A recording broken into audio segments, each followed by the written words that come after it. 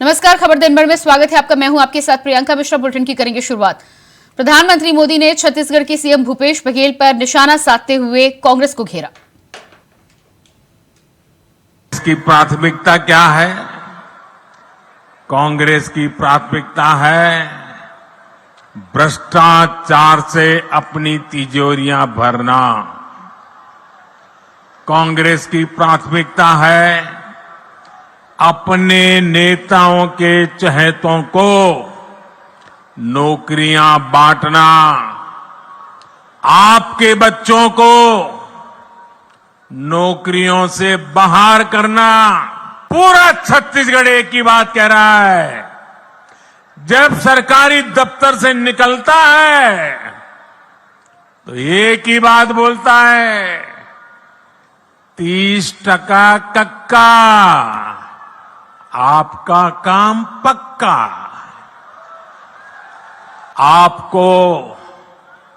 आपको लूटने का कोई मौका नहीं छोड़ रही। इन्होंने तो महादेव के नाम को भी नहीं छोड़ा है।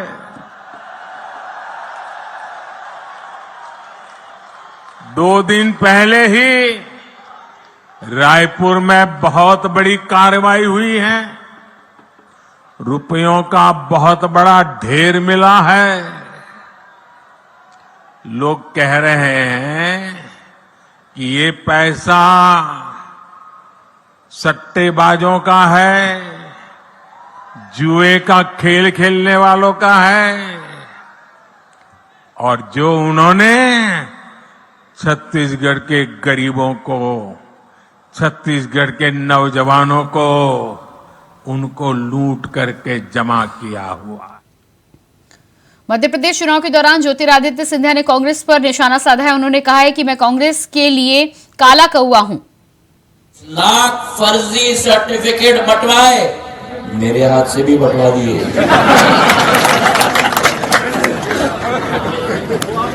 पुरानी कहावत है, झूठ बोले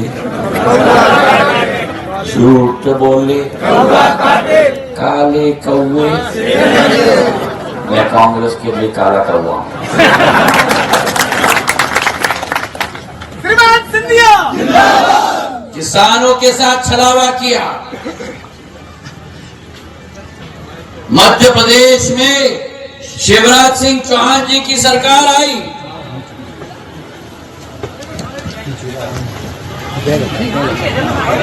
मध्य प्रदेश में भ्रूण हत्या होता था।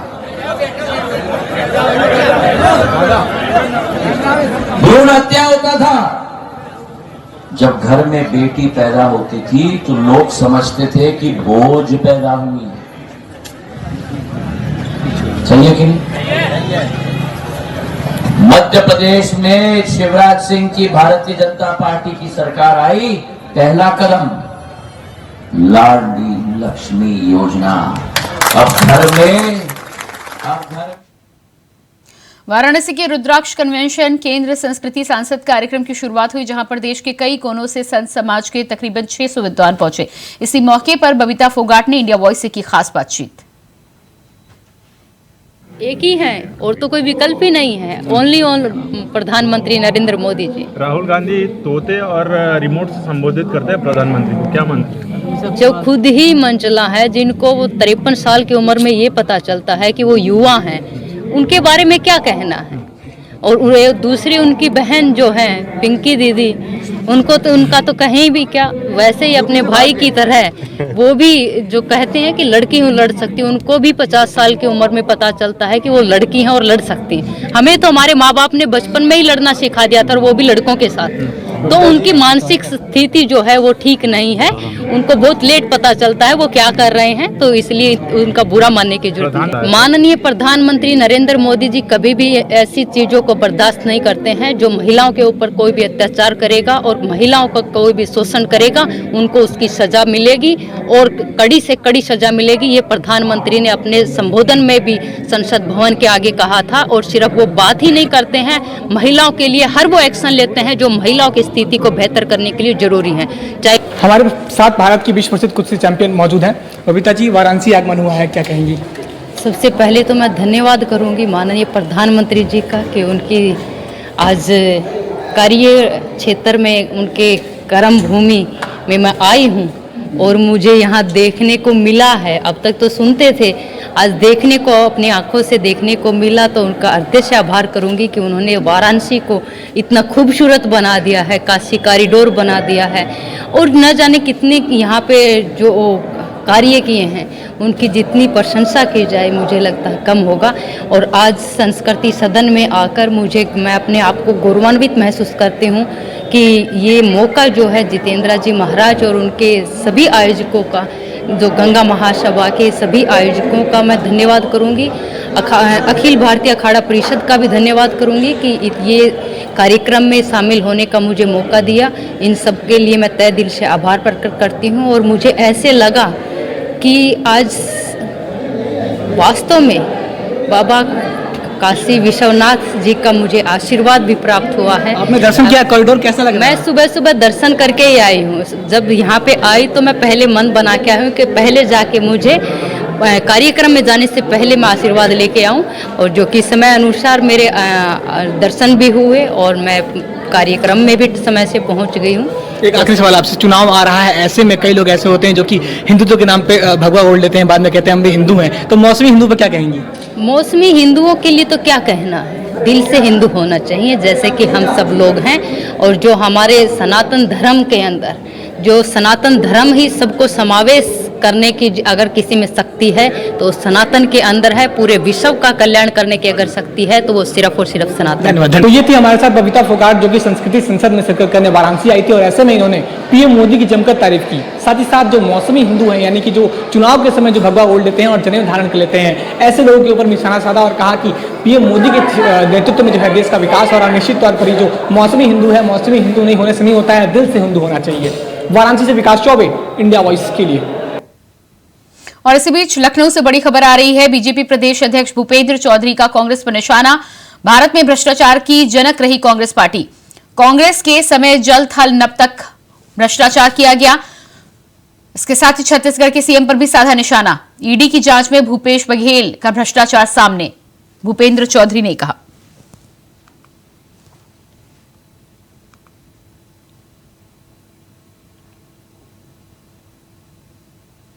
मथुरा में सीएमओ कार्यालय में बीते दिन अमोनियम क्लोरीन गैस लीक हो गया, जिस मामले में नाराज विधायक सीएमओ कार्यालय पहुंचे, जिसके साथ ही विधायक श्रीकांत शर्मा ने गैस प्लांट का निरीक्षण किया और लापरवाही पर नाराजगी जाहिर की। वहीं उन्होंने सीएमओ को लापरवाही के लिए जिम्मेदार ठहराया। विधायक ने कहा कि जांच की जा रही है, दोषियों पर जल्द से जल्द कार्रवाई की जाएगी। कमरा बदलाव हुआ तो आज यहाँ बच्चियों को मिला भी हूँ, छात्राओं को, और जैसे घटना हुई तत्काल उनको हॉस्पिटलाइज कराया गया था। लेकिन अभी भी मैंने देखा 3 बच्चियों की हालत उतनी ज़्यादा अच्छी नहीं थी, आज भी कंफर्ट फील नहीं कर रही थी। तो अभी हमने रामकृष्ण में उनको यहाँ से रेफर किया है, गई है। और ये दुर्भाग्यपूर्ण घटना है, ये लापरवाही है, ये काफ़ी समय से बंद पड़ा हुआ था। तो इसकी जाँच के लिए हम लोग लिख रहे हैं कि इसकी विधिवत जाँच हो और इस तरह की लापरवाही दोबारा ना हो। ये सीएमओ यहाँ सुनिश्चित करेंगे और ये अभी भी जांच करेंगे कि हाँ इस तरह से कितने और रूम्स हैं जो लॉक हैं लंबे समय से, और उनमें ऐसा कोई पदार्थ तो नहीं है जिसके लीक होने से फिर दोबारा इस तरह की घटना हो। तो इसकी भी जो सीएमओ साहब हैं ये इसकी चिंता करेंगे। बुलेटिन में फिलहाल रुकेंगे एक छोटे से ब्रेक के लिए, फौरन हाजिर होते हैं। ब्रेक के बाद बात करेंगे अगली खबर की। 2024 के चुनावी युद्ध में बीजेपी लंबे समय से अपने तीर तरकश मजबूत करने में लगी है और इन तीरों का निशाना उत्तर प्रदेश की 80 की 80 सीटों पर पार्टी की जीत है, जिसके लिए बीजेपी ने एक साथ कई रणनीतियों का फॉर्मूला तैयार किया है। जहां एक तरफ तो बीजेपी के दिग्गज हारी हुई सीटों पर पार्टी की कमान संभालने की तैयारी में हैं, तो वहीं योगी मंत्रिमंडल में जुड़ने वाले नए मंत्री भी चुनावी समीकरण को बीजेपी के पक्ष में सेट करने का काम करने वाले हैं। उत्तर प्रदेश में 2024 के लोकसभा चुनाव को लेकर राजनीतिक गलियारों में सरगर्मियां तेज हो चुकी हैं और चुनावी मोड में अव्वल रहने वाली बीजेपी इस बार भी हथियारों को धार देने की कवायद शुरू कर चुकी है, जिसके तहत अब यूपी में सभी 80 सीटों पर जीत का लक्ष्य योगी आदित्यनाथ ने रख दिया है और बकायदा रणनीति पर कसरत शुरू हो चुकी है। बीजेपी का मेन फोकस इस बार 2019 में हारी हुई बाजी को जीत में पलटने का है, जिसके लिए 2019 बीजेपी के हाथ से गई 14 लोकसभा सीटों पर अब दिग्गज चेहरों पर दांव खेलने की तैयारी भी हो चुकी है और इन चेहरों में बीजेपी के मंत्रियों से लेकर फिल्मी सितारों के साथ साथ पूर्व और मौजूदा नौकरशाहों की फौज चुनावी युद्ध में बीजेपी की ओर से कमान संभालने की तैयारी हो रही है। वहीं इन खबरों के बीच खबर ये भी है कि योगी मंत्रिमंडल के विस्तार की भी तैयारी हो चुकी है। आने वाली दीपावली के मौके पर योगी मंत्रिमंडल का विस्तार हो सकता है। वैसे ये सिर्फ खबरें ही हैं, क्योंकि इससे पहले जिक्र नवरात्रों का भी था, लेकिन नवरात्रों में मंत्रिमंडल का विस्तार नहीं हुआ। मगर सोहेल देव भारतीय समाज पार्टी के मुखिया ओम प्रकाश राजभर का मंत्री बनने की तमन्ना क्या इस बार पूरी होगी? इसके साथ ही हाल ही में समाजवादी पार्टी को छोड़कर भाजपा का दामन थामने वाले दारा सिंह चौहान भी इसी कतार में इंतजार कर रहे हैं। दरअसल घोसी उपचुनाव में करारी हार के बाद दारा सिंह चौहान का सियासी भविष्य अटकलों के बीच के दौर से गुजर रहा है, मगर बीते कुछ दिनों में उन्होंने लखनऊ से दिल्ली तक की खासी दौड़ भी लगाई है। वहीं खबरें ये भी हैं कि उत्तर प्रदेश सरकार के कई मंत्री और विधायक लोकसभा चुनाव की टिकट की दौड़ में भी शामिल हैं। वो मौजूदा सांसदों के सामने चुनौती पेश कर सकते हैं, जैसे कि लोक निर्माण विभाग के मंत्री जितिन प्रसाद को पार्टी इस बार पीलीभीत से चुनाव लड़वा सकती है। वहीं समाज कल्याण विभाग के राज्य मंत्री असीम अरुण के नाम पर भी चर्चाएं हैं कि वो इटावा लोकसभा सीट से चुनाव लड़ सकते हैं। पर्यटन मंत्री जयवीर सिंह का नाम भी फिरोजाबाद से, तो मथुरा सीट पर भी एक विधायक के नाम की चर्चाएं चल रही हैं। मध्य प्रदेश मॉडल पर भी कई सांसदों की नींद उड़ी हुई है कि कहीं ऐसा ना हो कि मध्य प्रदेश की तर्ज पर यहाँ भी उत्तर प्रदेश में बीजेपी उस फॉर्मूले पर अमल कर ले। बीजेपी की मंशा है कि इस बार 2024 के लोकसभा चुनाव में बीजेपी 80 की 80 लोकसभा सीटों को जीत सके, जिसके लिए खाद पानी तैयार किया जा रहा है। साथ ही इन नए योद्धाओं पर जिम्मेदारी होगी इस बार इन सभी 14 सीटों पर कमल खिलाए, जिसके लिए पार्टी आला कमान से लेकर कार्यकर्ता तक सभी कमर कस चुके हैं। अब देखना ये होगा कि बीजेपी के सितारे और दिग्गज चेहरे क्या राजनीति के आसमान में बीजेपी के सितारे बुलंद कर पाते हैं या। वाराणसी की सिंगर से रेप के मामले में भदोही की एमपी एमएलए कोर्ट से दोषी करार दिए जाने के बाद बाहुबली नेता विजय मिश्रा के खिलाफ सजा का ऐलान हो गया है। मिश्रा को कोर्ट से 15 साल की सजा सुनाई गई है। साथ ही उन पर 1,10,000 का जुर्माना भी लगाया गया है। कोर्ट ने एक दिन पहले शुक्रवार को विजय मिश्रा के मामले में दोषी करार दिया। सजा के लिए शनिवार का दिन तय किया गया था। शनिवार सुबह 11 बजे मामले की सुनवाई कोर्ट में शुरू हुई, जिसके लिए सुबह 10 बजे विजय मिश्रा को भारी सुरक्षा के बीच कोर्ट लाया गया। इसी मामले में मिश्रा के बेटे विष्णु मिश्रा और नाती विकास मिश्रा को भी आरोपी बनाया गया था, लेकिन कोर्ट ने दोनों को दोष मुक्त करार दिया।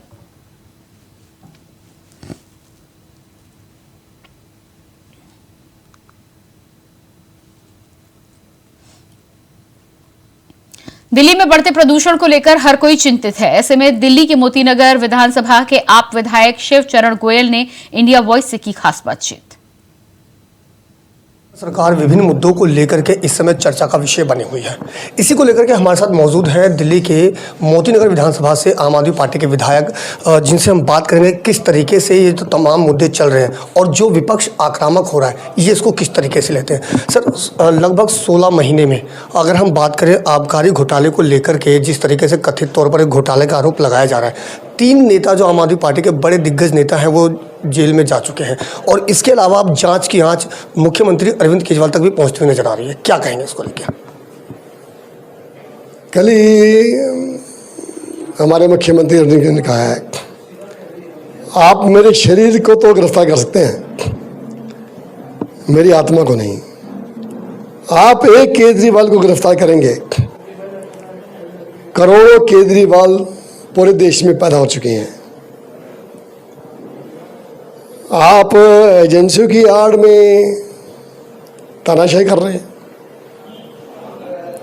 ऐसा क्या है जो कि अभी तक उनके ऊपर कोई एलिगेशन साबित नहीं हो पाया?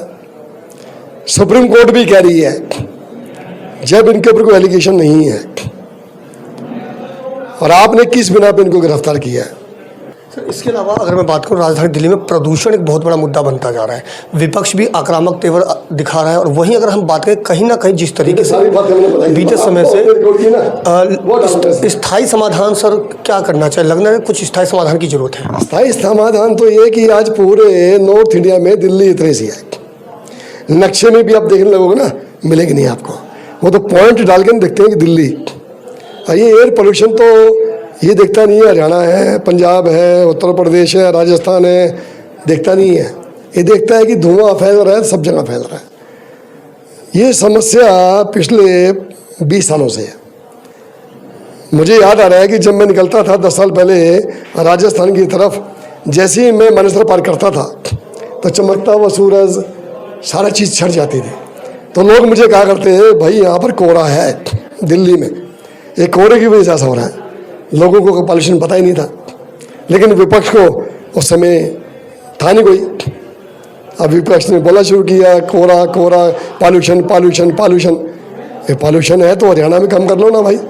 52 डिस्ट्रिक्ट पूरे देश में पॉल्यूशन से अफेक्टेड हैं सबसे ज़्यादा, और उसमें 20 डिस्ट्रिक्ट आपके हरियाणा के हैं।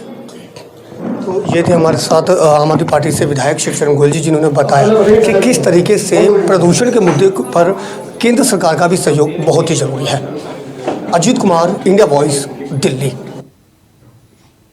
दिल्ली में एक बार फिर से तेज रफ्तार का कहर देखने को मिला है, जहां एक डीटीसी बस ने सड़क पर चल रहे कई वाहनों को टक्कर मार दी। हादसे में 3 लोगों की मौके पर मौत हो गई और करीब 1 दर्जन से अधिक लोग घायल हो गए, जिन्हें नजदीक के अस्पताल में भर्ती कराया गया है। दरअसल दिल्ली के अवंतिका की तरफ से डीटीसी की बस विश्राम चौक की तरफ जा रही थी। इस दौरान अचानक बस ड्राइवर से बस का संतुलन बिगड़ गया, जिसके चलते बस बेकाबू हो गई और सड़क पर चल रहे कई वाहनों को टक्कर लगी। बताया जा रहा है कि हादसे के समय बस ड्राइवर को अचानक मिर्गी का दौरा पड़ गया, जिसके कारण ये बड़ा हादसा हो गया। फिलहाल पुलिस ने मामला दर्ज कर जांच की शुरुआत कर दी है।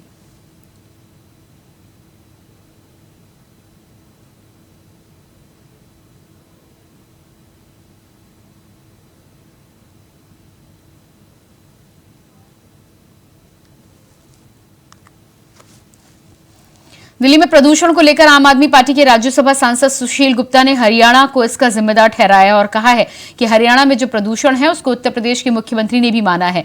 साथ ही ये भी कहा है कि हरियाणा में सबसे ज्यादा प्रदूषण है, जिससे दिल्ली की हवा खराब हो रही है। दिल्ली के अंदर स्मोक टावर लगाए गए हैं, लेकिन उसकी जिम्मेदारी आप पार्टी की नहीं है और ना ही उसके हाथ में है। ये लापरवाही अधिकारियों की है और दिल्ली सरकार ने प्रदूषण को पहले से काफी कंट्रोल किया है।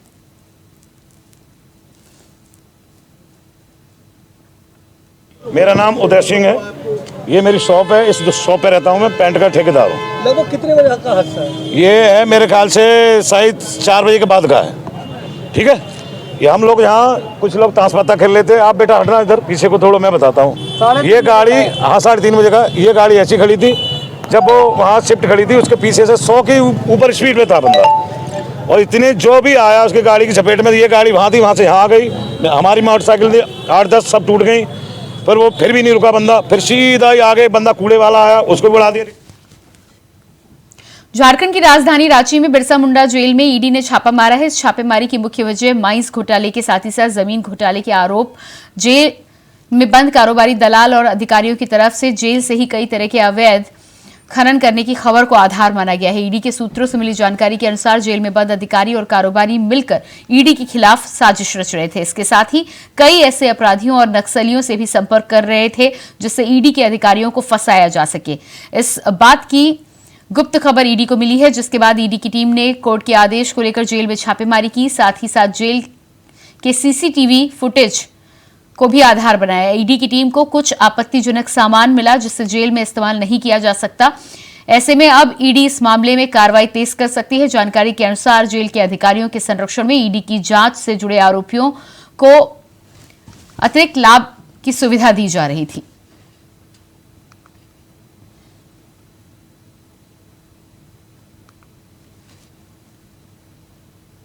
और इसी के साथ फिलहाल इस बुलेटिन में इतना ही। खबरों का सिलसिला जारी रहेगा। नमस्कार।